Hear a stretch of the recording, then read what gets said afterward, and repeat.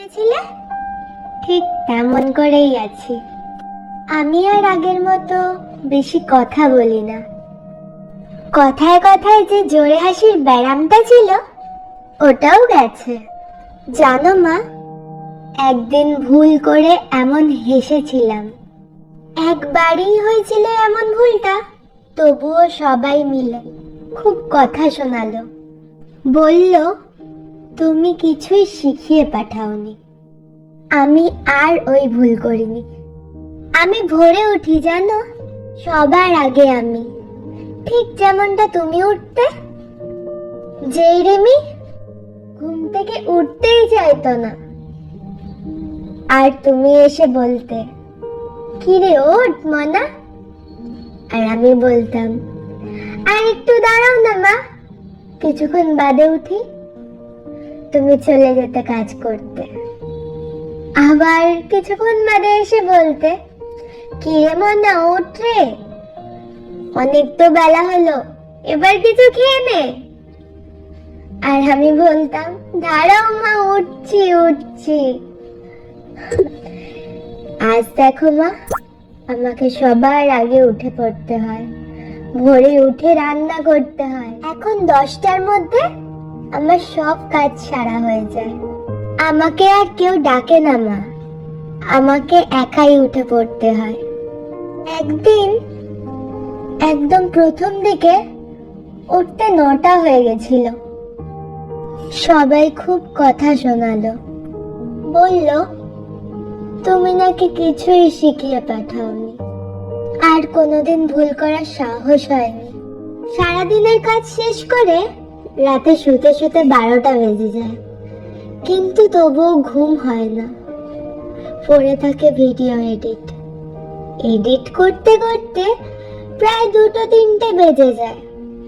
ঘুমাতে ঘুমাতে আমার 3:30-4টে। জানো মা, সকালে তাড়াতাড়ি উঠি তো, সকালে ঘুম পায় খুব। মাঝে মাঝে কাজ শেষ করে ঘুমিয়ে পড়তাম। সেই কথা আমাকে শুনতে হতো পরে। মা, আমি ভালো আছি মা। জানো মা, তোমার যেই রিমি রান্না পারতো না, এখন সব রান্না শিখে গেছে। আমি অনেক রকম রান্না পারি জানো মা। আমি এবার যখন বাড়ি আসবো কত রকম রান্না করব, দেখবে আমি সব পারি। জানো মা, আমি চাও বানাতে পারি। মনে আছে মা, একদিন আমি কত বায়না করতাম আমি চা বানাবো। রোজ বিকেলে বাবার জন্য চা বানানোর জন্য অনেক বায়না করতাম, আর বাবা সেই 4 চামচ চিনির চা চুপ করে খেয়ে নিত। কিন্তু মা, তুমি না খেলে কখনো বুঝতেই পারতাম না এত বাজে চা বানাই আমি।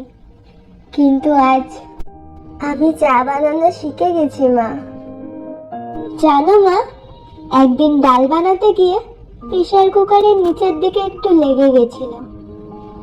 উফ, সারা দিন সেই নিয়ে কত কথা না আমাকে শুনতে হলো।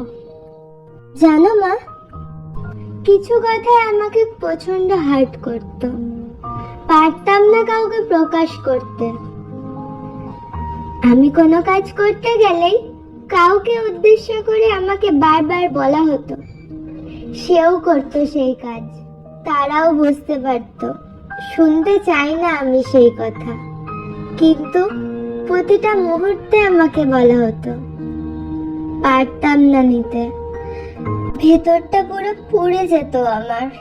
জানো মা, আমার স্বপ্ন, আমার ইচ্ছে সবটুকু মুছে দিয়েছিলাম, সব মেনে নিয়েছিলাম, সব ভুলে তার ইচ্ছেটাকে গুরুত্ব দিয়েছিলাম। সবকিছু ছেড়ে তার কাছে গেছিলাম, সে সবকিছু আপন করে নিয়ে আমাকেই দূরে করে দিল। জানো মা, তোমার সাথে যখন কথা বলতে ইচ্ছা করতো খুব কষ্ট হতো আমার, পারতাম না তোমাকে কল করতে। যখন ঝামেলা হতো, কষ্ট হতো, তখন শুধু তোমার কথাটাই মনে পড়তো। যখন তোমার কথা মনে পড়তো খুব, আমি বলতাম একবার কল করি। আমাকে বলতো, হ্যাঁ তুমি তোমার মাকে কল করতে পারো, কোনো প্রবলেম হবে না আমার।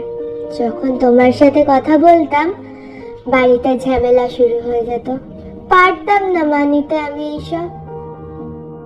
থাক মা, আর বলবো না আমি এই কথা, কারণ আজ আমার কাছে পুরোটাই স্মৃতি। আজ আমি সবকিছু ভুলে গিয়ে আমি তোমার কাছে আছি। লাভ ইউ মা।